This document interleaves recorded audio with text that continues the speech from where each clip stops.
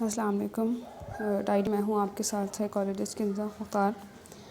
आज हम बात करेंगे जनरलाइज एंजाइटी के बारे में। लास्ट टाइम जो हमने बात की थी कल वो एंजाइटी थी। Today we will discuss about generalize anxiety. इसकी डेफिनेशन कह सकते हैं या इसके ओवरव्यू को अगर हम देखें तो it's normal to feel anxious with the passage of time, especially तब जब आपकी स्ट्रेसफुल लाइफ हो आपकी, ठीक है। उसके बाद एक्सेसिव एंजाइटी एंड हर वक्त परेशान रहना, इन चीज़ों को कंट्रोल करना डिफरेंट होता है। और डे टू डे ये एक्टिविटीज़ जो हैं जनरलाइज एंजाइटी डिसऑर्डर के साइन शो करती हैं। ये पॉसिबल है कि जनरलाइज एंजाइटी जो है ये चाइल्ड में भी हो सकती है और एन एडल्ट भी। जनरलाइज एंजाइटी जो है इसके symptoms similar to panic disorder भी होते हैं, similar to obsessive compulsive disorder भी होते हैं and other type of anxiety, but इनकी जो कंडीशंस होती हैं ये डिफरेंट होती हैं। उसके बाद हम इनकी कॉजेज़ को देखें। कॉजेज़ में as with mental health conditions the cause of generalize anxiety disorder is arise from complex interaction of biological and environmental factor, जिसमें ब्रेन केमिस्ट्री के फंक्शंस में डिफरेंस आना हो सकता है, जेनेटिक्स कॉज कर सकती हैं ब्रेन केमिस्ट्री के में और इसके फंक्शन में डिफरेंस इस तरह से आ सकता है कि न्यूरल ट्रांसमीटर का इम्बैलेंस होना या इनकी डिसफंक्शनिंग हो सकती है। ऐसा भी हो सकता है कि ब्रेन के जैसे मिड ब्रेन, फोर ब्रेन और हाइंड ब्रेन है, डोपामाइन और सेरोटोनिन हैं, गाबा, इन न्यूरोट्रांसमीटर का ब्रेन के जिस हिस्से में फ़्लो नॉर्मल होना चाहिए उस हिस्से में फ़्लो का रुक जाना या ना होना, या कि ब्रेन के किसी दूसरे हिस्से में इस फ़्लो का बहुत ज़्यादा होना, ये जो है वो मेंटल डिसऑर्डर की तरफ बायोलॉजिकली कॉज करता है। उसके अलावा जेनेटिक्स ये इनहेरिटेंस में जाता है, जीन्स में, लाइक आपकी फैमिली हिस्ट्री में किसी को है ये तो उससे हो सकता है। उसके अलावा difference in the way threats are perceived, development and personality, developmental stages में इशू की वजह से या किसी भी लाइफ स्टेज में फिक्सेशन की वजह से हो सकता है। उसके अलावा ये पर्सनैलिटी टाइप्स पे डिपेंड करता है और पर्सनैलिटी इश्यूज़ की वजह से ये हो सकता है। अब अगर हम इसके सिम्टम्स को देखें तो इसके डिफरेंट सिम्टम्स हैं, जिनमें सबसे पहले जो है वो बहुत ज़्यादा परेशान होना, anxiety about number of areas, जो कि उसके इम्पेक्ट करते हैं किसी भी इवेंट पे।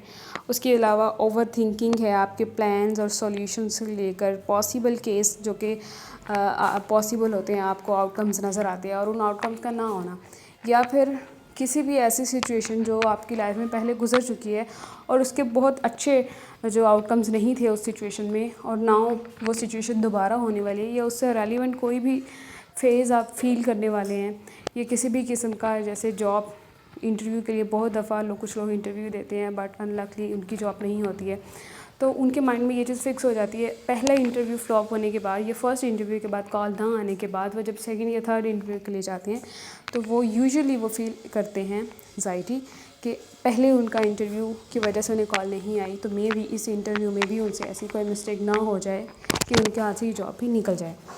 इसी तरह आप इसी सिचुएशन में डिफरेंट जो है कंडीशंस को अप्लाई कर सकते हैं and you will feel anxiety.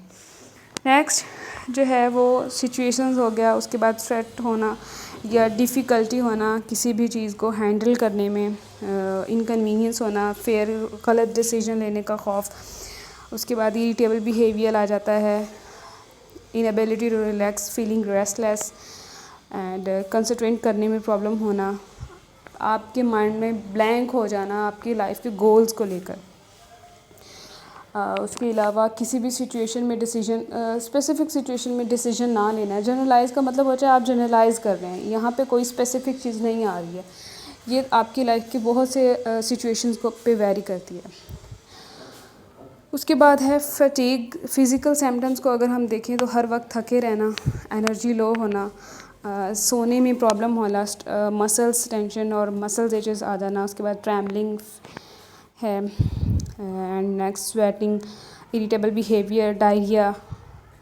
उसके बाद है इरिटेबल बाउल सिंड्रोम, नर्वसनेस होना या स्टार्टल। ये डिफरेंट कंडीशंस हैं जो कि सिम्टम्स हैं जो कॉज करते हैं या सिम्टम्स शो होते हैं। अब हम अगर इसके ट्रीटमेंट को देखें तो ट्रीटमेंट में सबसे बेसिक ट्रीटमेंट और जो हम यूज़ करते हैं वो CBT है, cognitive behaviour therapy. Cognitive behaviour therapy आप थॉट मैनेजमेंट के लिए यूज़ कर सकते हैं, बिहेवियर मैनेजमेंट के लिए यूज़ कर सकते हैं, क्योंकि जितने भी मेंटल डिसऑर्डर हमारे हैं वो कॉज करते हैं थिंकिंग से। ठीक है, सबसे पहला काम थॉट मैनेजमेंट ही होता है कि आप कॉग्निशन को मैनेज करते हैं, उसके कॉग्निशन को अरेंज करते हैं, कॉग्निटिव मैप बनाते हैं। थॉट मैनेजमेंट है, उसके बाद जब थॉट्स मैनेज होती हैं तो देन बिहेवियर मैनेजमेंट ट्राई करते हैं, और ये थॉट मैनेजमेंट के बाद बिहेवियर बहुत हद तक मैनेज हो जाता है, but we always use behaviour management, क्योंकि ये CBT है, कॉग्निटिव बिहेवियर थेरेपी। तो इसमें आप बिहेवियर को मैनेज करेंगे और कॉग्निशन को मैनेज करेंगे। उसके बाद मेडिकेशन है, डिफरेंट रिलैक्सेशन टेक्निक में deep breathing, 16 MR relaxation therapy है डिफरेंट, आप इनको अप्लाई कर सकते हैं। उसके अलावा लाइफस्टाइल चेंजेस हैं और माइंडफुलनेस बेस्ड थेरेपी है, इनको अप्लाई करके जो कर सकते हैं। असेसमेंट में जो वही क्लिनिकल इंटरव्यूज़ हैं, एंजाइटी स्केल है, डायग्नोस्टिक क्राइटेरिया फॉलो करेंगे, वो तमाम चीज़ें जो एंजाइटी डिसऑर्डर में फ़ॉलो करने के लिए बताई गई हैं कि आप ये स्केल अप्लाई कर सके एंजाइटी को डायग्नोस कर सकते हैं। तो वही चीज़ें सारी असेसमेंट में आती हैं। और अपना ख्याल रखिएगा। Thank you so much.